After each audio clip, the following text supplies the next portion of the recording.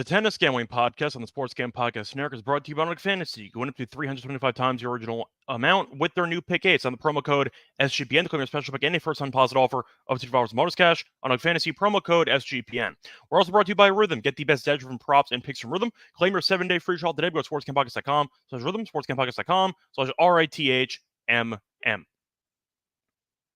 And welcome, everybody, to the Tennis Gambling Podcast here on the Sports Gambling Podcast Network. It is currently Saturday night, roughly 10:20 p.m. Eastern Time on July 6th. I'm your host, Scott Reichel, once again going solo for this pod. Should be a fun episode because it is time to get into the fourth round of Wimbledon. So we're going to preview the upcoming matches. Do have to admit, though, we are missing some lines on the Monday matches, but we do have all the lines for the Sunday matches. So we're going to still cover them, but we're not going to cover all of them.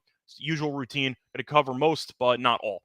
Anyway, before we get into any of the actual recap of the previous episode and the recap of the third round, do want to remind you once again to like, subscribe on YouTube, and also a reminder to rate the podcast on Spotify or Apple. Did see more reviews over the last couple days, so thank you. But if you could send a couple more, we would appreciate it. Always good to get feedback on the platform. And if you are new to the show on YouTube, welcome. Don't forget to subscribe and to show your support. Anyway, a reminder as well that we do have some merchandise on the SGPN merch store. We have shirts, we have sweatshirts, and mugs. So if you want to show your support, you can buy yourself something. Definitely recommend very comfortable attire, and I think that you would definitely enjoy the selection that we do have on the merch store. Anyway, also a reminder that we have a couple other shows that are the featured shows for the week, starting off with the SGP Stories podcast, which is featuring a new episode out on Patreon, and the guys do a forensics files style deep dive on the Bobby Petrino motorcycle accident that cost him his job. Also, don't forget to check out the WNBA Gambling Podcast with Terrell and I, as we've done very well so far this season. We just actually recorded an episode right before the tennis show went live, so if you do want to check out some Sunday WNBA betting content, and I recommend you checking out the NBA Gambling Podcast feed for WNBA episodes. Anyway, time to start off with the recap of the lock and dog. Starting off with the lock. Overall did well. Ended up splitting the lock and dog. Hit the lock again, though, as Wade Kamansanya and Musetti over 3.5 sets of -125. Absurd price, and we capitalized on it. Musetti, I understand, is pretty good on grass. The guy drops sets all the damn time, and Kamansanya did a good job of rebounding after losing the first set handily by winning the second set via tiebreak. Then eventually he ended up losing in 4, but he got the job done for us as we ended up cashing the over 3.5 sets as the lock. For the dog, though, really annoying loss with Nakashima moneyline because he lost in 4 sets, but the match was a lot closer than that. In fact, Nakashima served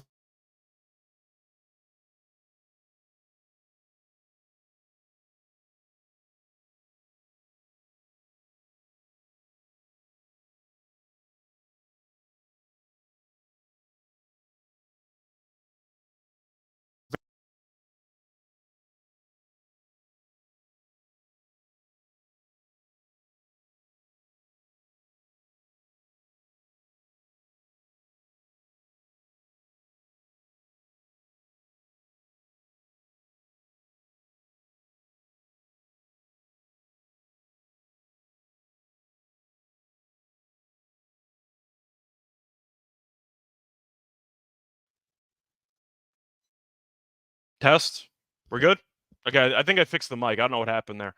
Not sure where the mic cut out, so I'm going to have to restart from something. All right, anyway, point is to restart. I don't know what you guys heard last, but sorry, I had a mic issue there. Point is, Kamansanya and Musetti ended up cashing with the lock, as that ended up working out for the over 3.5 sets. For the actual dog, ended up losing, as Nakashima had no breaks in the entire match against Humbert. So that was pretty annoying. What made it even more annoying was the fact that we ended up having to wait an extra day because the match got delayed because of weather and eventual darkness. So point is, Nakashima served well, but he ended up not being able to actually return at all in the entire match. Bunch of tie breaks as well. So the match was competitive, but we were on the wrong side, and Humbert ended up picking up a nice win in 4 sets. So either way, thank you to the comment section for letting me know about the audio and how the audio was broken for part of it. I don't know what happened there, but we're back. So either way, point is, split the lock and dog picks. Overall, think the actual round itself was okay for us. Not amazing. I'll do the recap, though, right now. So starting off with the actual matches that took place on Friday, once again, a couple matches were delayed by a couple hours or even a day. So you ended up having to wait it out based on Wimbledon's absurd weather. But you saw Paul beat Bublik comfortably. That one we thought that Paul was potentially an upset alert. That did not happen as he buried Bublik in straight sets. Alcaraz beat Tiafoe in 5. Fun match there. Tiafoe falling apart in the 5th set was the most obvious outcome imaginable. Alcaraz is now 12-1 lifetime in 5th sets. 12-1, which is insane, but he's a 5th set demon, and he was able to bury Tiafoe in the 5th set. So point is that was a pretty entertaining match, but once Alcaraz got an early lead in the 4th set breaker, you can kind of tell where this match was going, and that's exactly where it went. Dimitrov ended up beating Monfils in straight sets. Thought Dimitrov would win, but I did think that it was a bad scheduling spot for Dimitrov, and it didn't matter as he ended up beating Monfils comfortably. And Sinner beat Kekmanovic in straight sets. Thought he had a good chance of ending the streak of matches with dropping sets, and he was able to beat Kekmanovic in straight sets.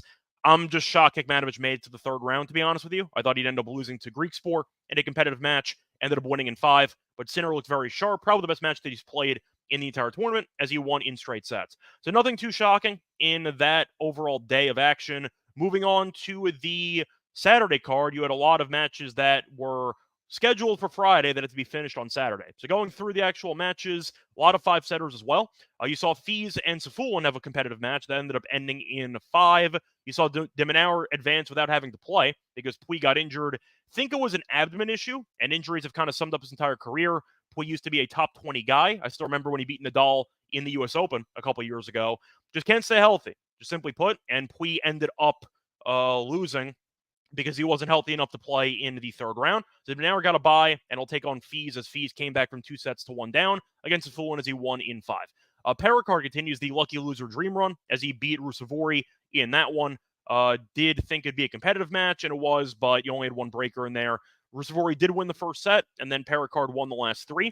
Humbert beat Nakashima in 4 sets. I mentioned it before. 3 of them were breakers. Nakashima just could not return well enough to get the job done. Shelton beat Chapo in a 5-setter. That was the most obvious, I'd say, 5-setter imaginable, just based on how each guy had gone to 5 sets in basically every round, and we ended up seeing another 5-setter marathon, and Shelton got the job done. So definitely a fun match there. Shelton, he might not win in convincing fashion, but he finds ways to win, and he was able to save his best tennis for last, as that 5th set was pretty one-sided as he won with multiple breaks in the 5th. Chapo, though, beat Jari in straight sets, beat Altmaier in 5.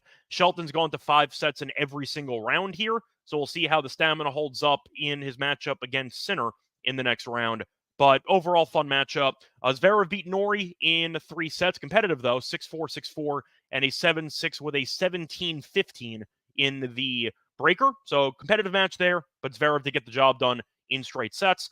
You ended up seeing Agut get the job done against Fognini. That was another one of those matches where you could not tell if the delay ended up killing Fognini's momentum or not, because the match was competitive anyway. But it seemed like the extra time off helped Agut out more than Fognini. The match was very competitive, though. Agut did win in 5. Fognini, good run. Not really going to roast him for it. He was trying to make the 4th round for the first time in Wimbledon in his career, and he fell a bit short. Good win, though, for Agut. Not exactly a great scheduling spot, though, for Agut, because he had to play about a set and a half on Saturday, and now he's against Tommy Paul on Sunday, so not a great spot for him. We'll see if he can potentially reset and maintain some overall stamina for that matchup. You saw Musetti beat Comensagna in 4 as we cashed the lock on that one with the over 3.5 sets. Rune had another marathon, lost the first 2 sets to Hallis, and then ended up winning the last 3. 6-1 in the final set. So similarly to the Alcaraz-Tiafoe match, once the favorite won the 4th set tiebreak, you can kind of tell where the match was headed, and it headed in one-way traffic into the 5th set. Medvedev ended up beating Struff. It was an interesting match where Medvedev coasted in the first 2 sets. Struff won the 3rd. Then they delayed the 4th because of darkness or weather, and then Medvedev eventually got the job done in the 4th set breaker. Very impressive lobs and a couple nice passing shots in the last couple points of that breaker. Djokovic lost the 1st set to Papiron, then he ended up winning the last 3 sets in relatively convincing fashion. Final set was a breaker. I believe he had a love 40, though, in the 5-5 game, and he could not convert. So Djokovic had some chances to win without a breaker, but either way, ended up getting the job done in 4, and Fritz beat Tabilo in straight sets. So overall, all the matches on Saturday, both the matches that were continued from Friday and the new matches, only 2 of them ended in straight sets. So once again, a lot of competitive tennis, a lot of overall entertainment, and hopefully we get the same script here on Sunday and Monday. Now, before we get into any of the actual matches for Sunday, I do want to get a couple of talking points off my chest. Starting off with the Andy Murray and Raducanu controversy, which involves his mother, Judy Murray. I got to talk about her because she had some shade that she ended up throwing at Raducanu on social media. If you don't know the actual context, Murray ended up dropping out of singles in Wimbledon, ended up playing doubles with his brother. They lost in straight sets, and then he was supposed to be playing mixed doubles with Raducanu in, I think it was supposed to be for a Saturday. I think they were supposed to play Saturday, but the point is, Murray was supposed to have allegedly his last match. I'll put quotes around it. His last match at Wimbledon in mixed doubles with Raducanu. Raducanu, though, is in the middle of a deep singles run, and with Sabalenka being eliminated and with Swiatek losing today, it definitely seemed like it was an open field, and Raducanu has actually a decent chance to make a run. And Raducanu decided, you know what, I don't have time for mixed doubles. I'm focused on the singles, so I'm not going to participate. And the issue was Murray was not allowed to get a replacement, so Murray had to officially withdraw with Raducanu from mixed doubles. And because of that, Murray has officially ended his Wimbledon career. Now, Judy Murray was pissed about it because it sabotaged Murray's overall final match, per se, and how she thought that Raducanu should have potentially played based on the overall context and based on her being healthy enough for singles. Yeah, my stance on this is pretty simple. Judy Murray, shut up. Nobody cares what you have to say in this situation. I feel like she is just throwing shade because she's salty on behalf of her son. The truth is, your son should have retired about a year and a half ago, and he's been dragging his corpse throughout the tour for the last year and change. He's been terrible the entire year, and I understand that he's an all-time great British player, probably the best British tennis player of all time. You had an entire farewell ceremony on center court for doubles. They moved his doubles match to center court a couple days ago. You had all the speeches, you had all the farewells, and now he was supposed to play a random mixed doubles match that, to be honest, nobody cares about. Nobody cares about mixed doubles, just being honest. That's why it's never on TV. So I really think it's a pretty scummy move by his mother to throw shade at a player competing for a singles title. If you can make the argument that Murray was still in his prime and Murray was in a singles title run back, maybe 10, 15 years ago, and you're looking at him playing mixed doubles, would he have dropped out in the spot with a potential title run looming? Probably. It's standard procedure. You will always prioritize singles over doubles. That's usually how it goes if you're going to be making a deep run, because the prize money is a lot bigger in singles than doubles. So Raducanu decided, based on the field, based on her draw, you know what? I'm good. Why would I want to spend extra energy playing in an event or an actual, I'd say, format that I don't really care about? And I'm with Raducanu. Now, you could argue that it's a little bit unfortunate based on the timing because everyone was there to see Murray play one final match, potentially. We saw it. It was doubles. They lost in straight sets. It's really not that big of a deal. Judy Murray, shut up. That's my thoughts on that one. Raducanu, you do you. If you think you can win a singles title, go win a singles title. You don't have to be forced to pressured in to playing a mixed doubles match that you clearly don't care about. So either way, that's my thoughts. Judy Murray, you should probably keep your opinions to yourself off of social media, and I'm thrilled that the entire Murray family is going away after the Olympics. Anyway, moving on to my other rant, which is about Wimbledon. I got to rant about the schedule. I've done this every year, but I have to do it again. So Wimbledon has bad weather every year. There's a well-known stereotype involving England that it rains all the time. Not wrong. It rains all the damn time over in England. Now, the reason why this is a concern is because of the fact that obviously they don't have roofs on every court, so you have a lot of weather delays outside. The problem that I have is not about grass tennis in general. It's about the Wimbledon organizers and how incompetent they are, and it's the same issue every year. First of all, they have a pretty strict start time on outdoor courts and for the center court. The problem is you're about a day behind on matches, and you could easily use the extra hours because you have a curfew late at night. Why are we insisting on keeping the same start time every day?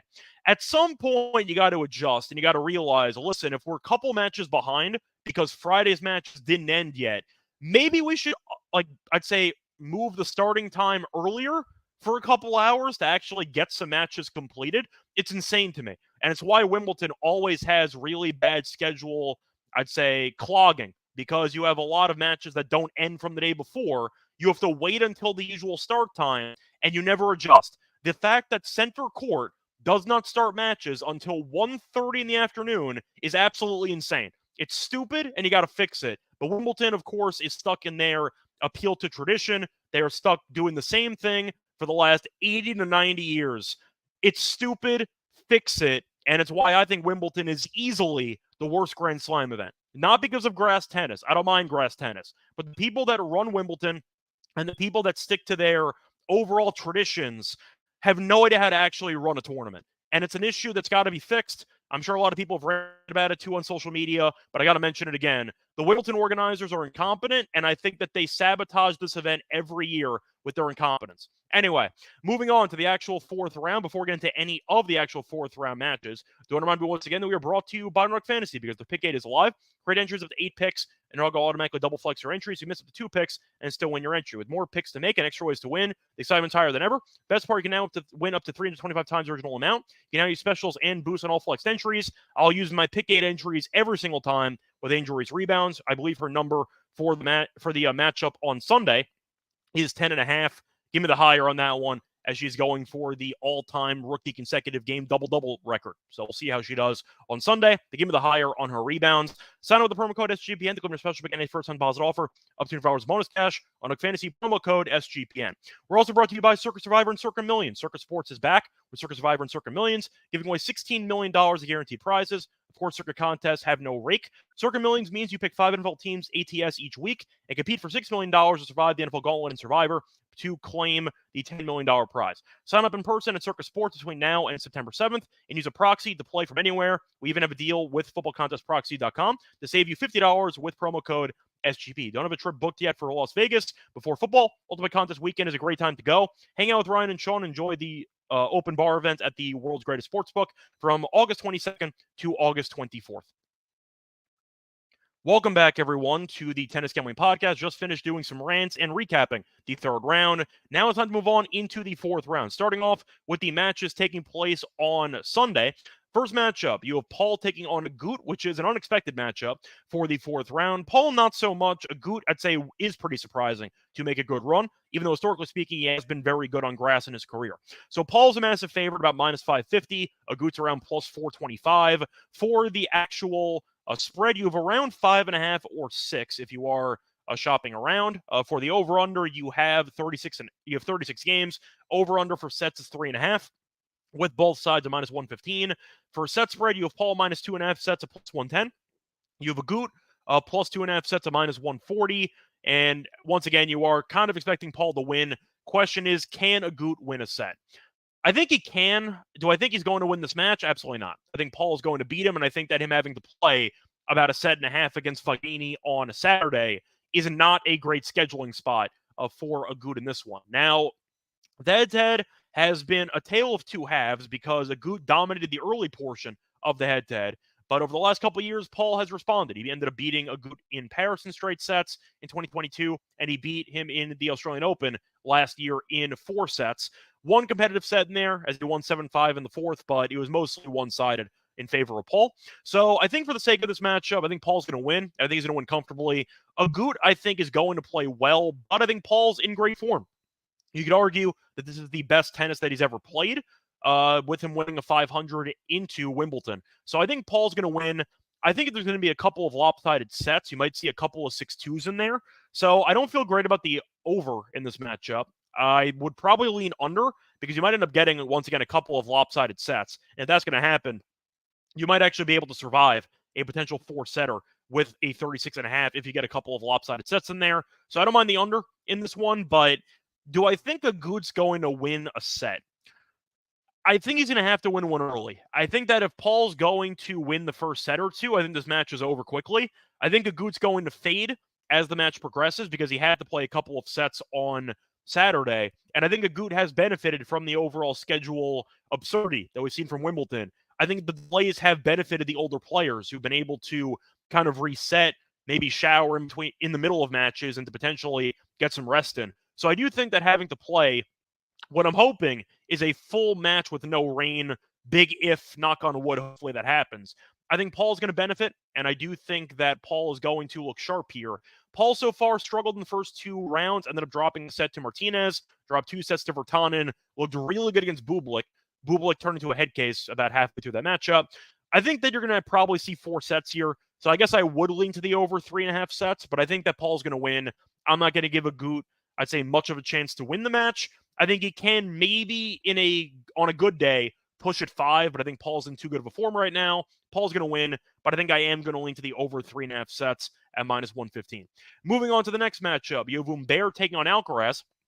Alcaraz around -900. Humbert's around +625. For the game spread, you have -5.5 for Alcaraz, +5.5 for Humbert. For the games, you have over under 36. Alcaraz in straight sets is even money. Humbert to win a set is -130. The over 3.5 sets is -120. Now, we saw Humbert not get broken in his entire third round matchup against Nakashima, so that was definitely interesting. We saw Alcaraz struggle as he was on the ropes for the most part against Tiafoe before coasting in the 5th set. Now, to go through the head-to-head between these 2 players, just to look at how many times they faced off against each other, never. So we have nothing to actually go with in terms of head-to-head matchup, but Alcaraz is probably going to win. The question is, similar to the Agut match, do we think that Humbert can win a set? I think he can. I think Humbert can serve well enough with his unique lefty serve to actually give Alcaraz some problems. Alcaraz did go to a breaker against Lajal in the first round, went to a breaker against Vukic, was down a break in the first set of that one, and ended up coming back to win it, and he ended up losing 2 sets to Tiafoe. So Alcaraz has been fine. He has not been overly dominant, even in the straight set wins that he's had, and it does seem like he has 1 set, which might go to a breaker, which can be, I'd say, a toss-up.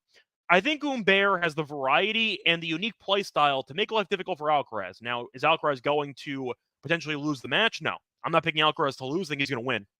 Obviously, he's -900 though, so I'm not going to make a case that there's value on the 900.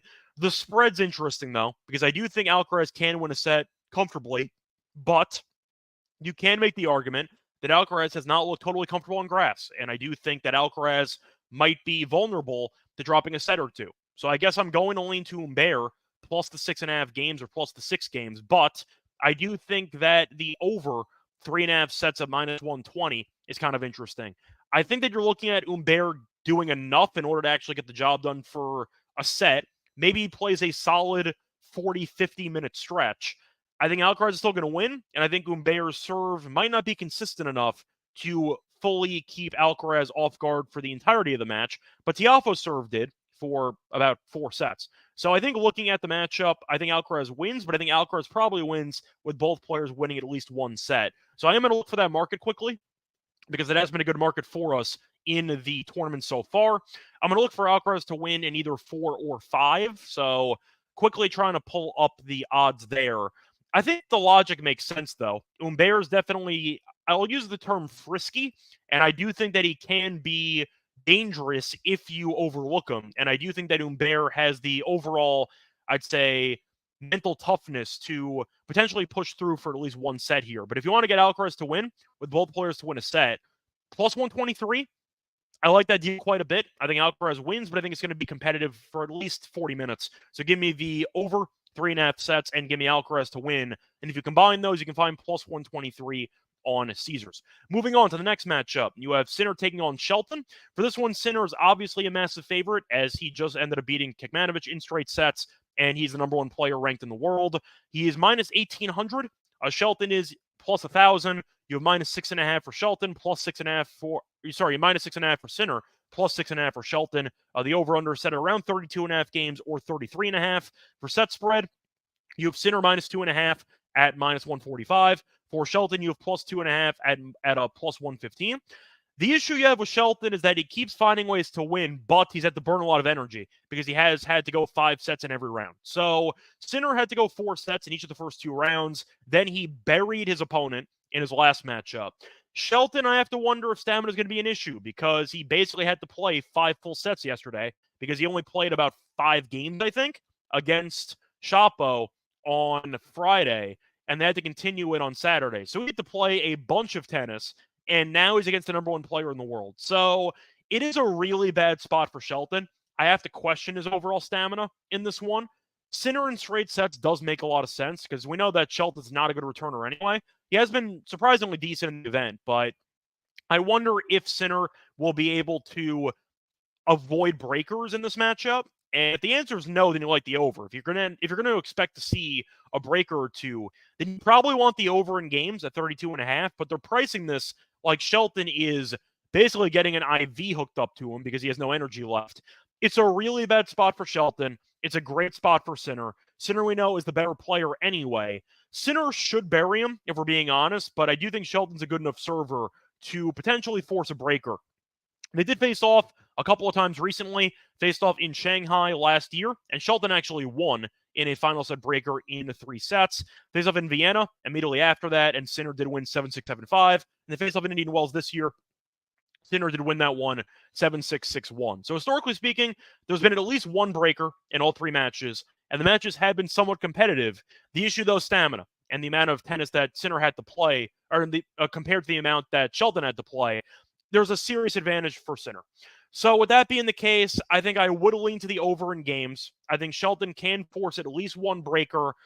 I think Sinner probably wins in straight sets. I just question Shelton's overall stamina. And I do think in a world, can I see Shelton maybe retiring mid-match if he's down a ton? Maybe, but playing a 5-setter with no days off in between against the number 1 player in the world is a brutal spot. Probably the worst spot you could possibly imagine, having 3 straight 5-setters with no days off in between the last match and this match.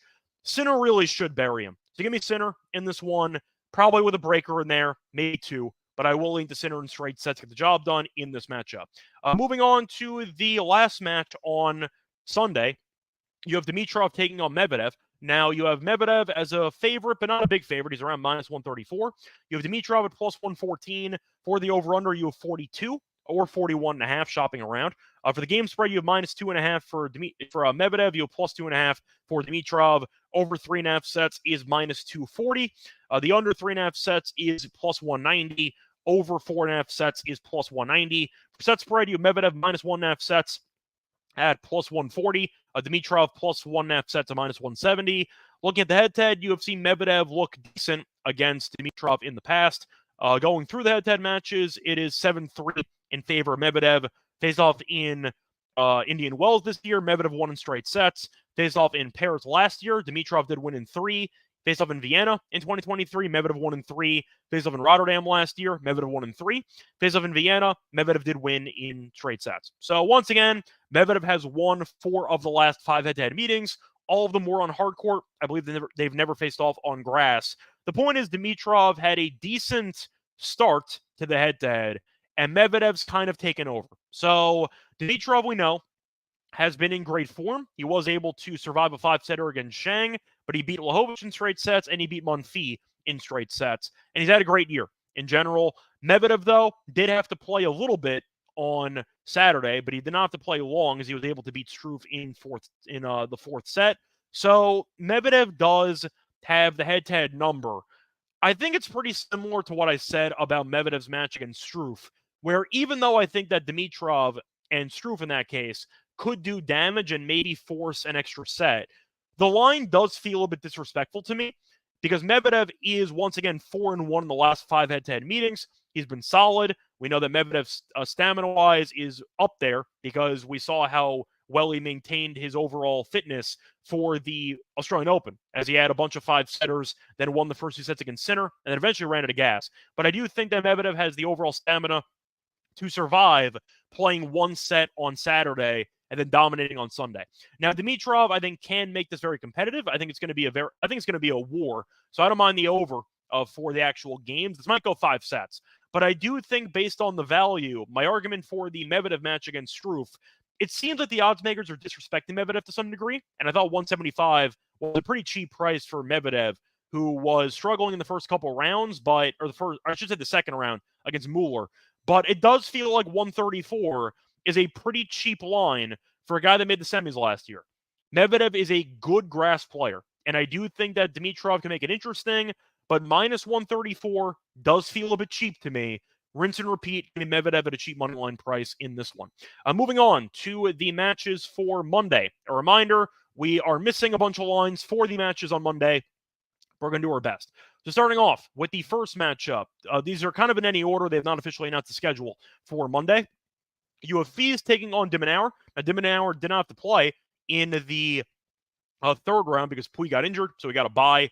Fees did have to come back and ended up beating Safulin in 5 sets. Now, de Minaur is around minus 500. You have Fees at around plus 350. De Minaur has been fine so far, has not dropped a set yet. Did not look great against Duckworth, though. I believe he was down a break in every set and came back to win those in breakers in all 3 sets and beat Munar in straight sets. So 2 guys not really known for being great on grass, Munar especially, and then he had a bye in the third round. Fees, though, has had a couple marathons, went 5 against Safulin, went 4 against Hurkacz, and went 4 against Stricker. The question is, do I think de Minaur is going to roll in this matchup? I do not. I think Fees is actually live to win it. Do I think he's going to? Probably not.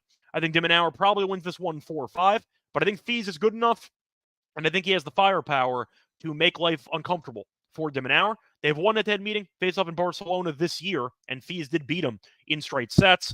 Good win, though, because Fees was in really bad form, and then he was able to beat de Minaur in a pretty, I'd say, a pretty well-known clay event. So it is clay, this is grass, but the point is, Fees has been solid against de Minaur in the past, and I do think he has the skill to make life difficult for de Minaur in this overall matchup. So I think minus 500 is understandable, but I think it's a little bit expensive for me. I think it should be closer, in my opinion, to like minus 350. So based on that, I'm going to lean to Fees for the value. I think he'll win a set. So I have to see what the over 2.5 sets market is. That would be a lean of mine, but I think that Fees can keep it competitive for a little while. I think he might end up losing, but I think that this match will be very competitive. And I do think 5 sets is actually not that outlandish of a call. I think this match could really go the distance. So I'm going to link to the over, and I'm going to link to the dog here for the value. Moving on to the next matchup, you have Fritz taking on Zverev. This should be a fun one, as Zverev has been good in the head-to-head against Fritz, as he's 5-3 lifetime, minus 227 favorite, and you have Fritz at around plus 175. Fritz has been really good so far in the event, as he was able to beat Tabilo, who's in great form, in straight sets. Dropped a set to Rinderknech, but he ended up beating him in 4 and beat O'Connell in straight sets. Also did win a title in Eastbourne right before this, so he has been in great form, as he has won 7 straight singles matches on grass. As for Zverev, he's been good too. Has not dropped a set yet. Beat Baena in straight sets.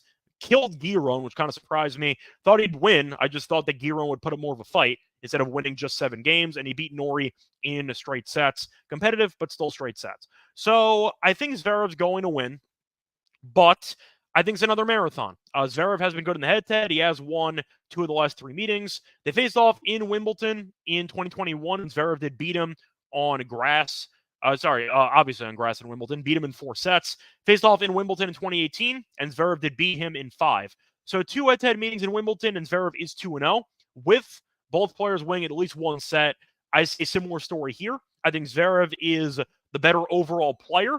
Fritz, you can argue, is more comfortable on grass, but I can't even make that argument because Zverev's beat him twice in the head-to-head. So with that being the case, I think I have to go with Zverev to win and both players to win a set.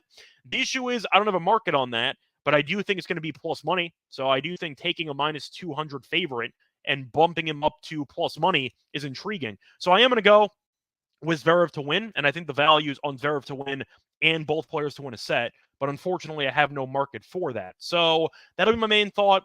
Fritz maybe can pull off the upset, but I think Zverev's been a bit too solid for me. So I am going to go with Zverev in this one in either 4 or 5 sets. Moving on to the next matchup, you have Musetti taking on Perricard. For this one, we have no lines. We have money line odds, but that's it. So we have minus 110 on both sides, so an absolute coin flip here. They faced off actually about a month ago in Stuttgart, and we saw Musetti win 7-6, 7-6. 11-9, though, in both breakers, so definitely a toss-up between the two. Musetti's been good, but he's been dropping sets left and right. He's dropped at least 1 set in all 3 rounds, and he's fresh off of the final in London, where he lost to Paul, and he's carried that good form into this event. Now, as for Perricard, he was fortunate to be in the event in the first place, as he was the lucky loser, but he's made up for it, as he ended up beating Korda in 5 sets, beat Nishioka in straight sets, and he beat Rusevori in 4. So he's been in great form. We know that he's the best server left in the field, especially after Hurkacz ended up getting eliminated. So I think Perricard can get revenge here. Musetti, you could argue, is the more consistent player, but his serve can be inconsistent at times. So I do think Perricard can break maybe a couple of times in this matchup. But I think for the sake of the value, I'm going to lean to Perricard. I think that you're looking at what should be a competitive matchup, probably going 4-5. I like the over in this match, but I think that Perricard is actually quite live to win it. And I do think that Musetti, despite looking pretty good in the event so far, has beaten a couple of, I don't want to say unknowns, but I should say his path has been pretty favorable. Beat Lestien, who I don't think is very good. Beat Darderi, who's a solid young player. We still have to see how good he is on grass, but so far, seems like he's a decent grass player. And beat Comansanya, who was a relative unknown, who had gone on a dream run as he beat Rublev in the first round. Point is, though, Musetti's had a pretty favorable draw. And I do think Perricard, with the serve, is going to give Musetti a lot to deal with. And I think that as a result, there's some value on Perricard here. So I'm going to lean to the lucky loser here to advance his run. Give me Perricard on the money line in this one. And for the last one, saving the best match for last, you have Rune taking on Djokovic. For this one, Djokovic is around minus 300. You're looking at Rune at around plus 220. Some books have different lines, though. I see a minus 330 and a plus 250. You're looking at Djokovic, though, who has dropped at least one set in back-to-back rounds. Rune's had a couple marathons too, though. Beat Kwon in straight sets in the first round, then beat Seabold Wild in 4, and beat Hallis in 5. So we have seen some potentially long matches with each guy on their individual tournament runs, and now you're looking at what should be a fun matchup. Now, in the head-to-head, it is competitive. Djokovic is 3-2 lifetime. Djokovic has won the last two matchups, though. Did win in the ATP Finals last year in 3 sets and ended up beating him in Paris in 2023 in 3 sets as well. Faced off on clay in 2023. We saw Rune win. Faced off in Paris in 2022. I believe that was the final, and Rune did win that one as he won a Masters 1000 title. And they faced off in the U.S. Open in 2021, and Djokovic did win that one in 4 sets. So the point is Djokovic has gotten the better of Rune recently, but there is one common theme. All 5 head-to-head meetings did not end in straight sets. These guys will kill each other every time they play against each other, and I see a similar story here. I like the over. I think you're going to see a serious battle between these two.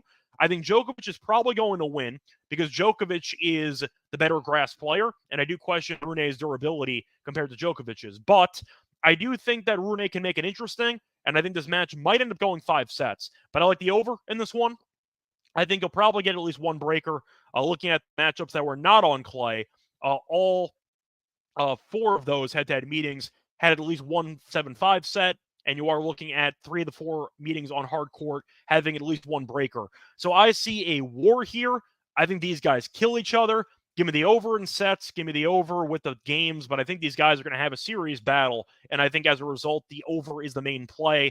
I think Djokovic probably wins, but I do think that you're looking at what should be a very, very fun matchup that might be must-watch TV. So give me the over. I think Djokovic finds a way, but I do wonder if stamina-wise this will impact Djokovic in future rounds. But Rune, until he beats Djokovic in the last year or so, which he has not, I'm not going to pick him to get the job done, and he has dropped sets to weak competition. Hallis had a good run as a qualifier, but still went 5 there. Ended up dropping a set to Seabold Wild, who's not known for being good on grass at all. You get my point. Rune, we know, can be erratic at times, and mentally, he can check out at various points. I think Djokovic's, I'd say, mental stability will be the main, I'd say, factor of this matchup. So give me Djokovic, but I will go with the marathon as my pick in this one. That's going to wrap it up, though, for the 4th round matches. And now it's time for the lock and dog picks. Once again, apologies that I was a bit short on actual lines for Monday.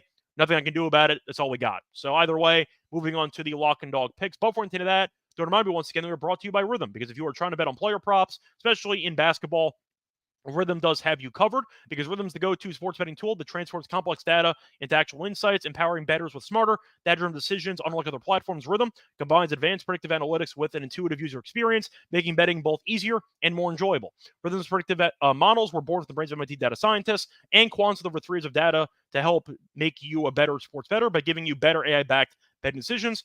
Rhythm also has great projections for WNBA and golf. Claim your 7-day free trial by going to sportscamppockets.com's Rhythm, sportscamppockets.com/RATHMM. Welcome back, everyone, to the Tennis Gambling Podcast. Just finished previewing the 4th round matches. Now it's time for the lock and dog picks. Starting off with the lock, I am going to go to a matchup that I actually ignored the total line on. Mentioned the over in passing, but I do want to go back to it.